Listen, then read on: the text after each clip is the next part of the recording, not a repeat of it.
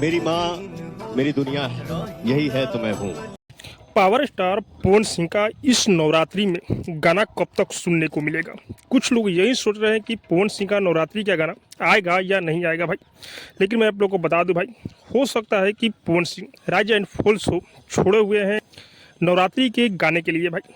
लेकिन मैं आप लोग को बता दूं कि बहुत ही जल्द पवन भैया का नवरात्रि गाना आने वाला है।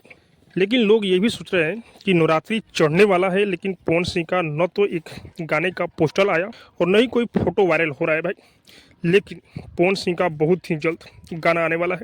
इस नवरात्रि में पवन सिंह का 4 गाना रिलीज होने वाला है भाई। 22 या 23 तारीख को पहला गाना पवन सिंह का हो सकता है आए भाई, और एक सॉन्ग विदाई वाला होगा भाई। बहुत ही जल्द शूट कंप्लीट होने वाला है और नवरात्रि में पवन सिंह का गाना ना आए ऐसा हो ही नहीं सकता है भाई।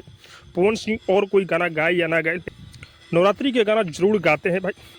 तो आप लोग 2-3 दिन का वेट कीजिए, बहुत ही जल्द पवन भैया का बेहतरीन नवरात्रि गाना आने वाला है।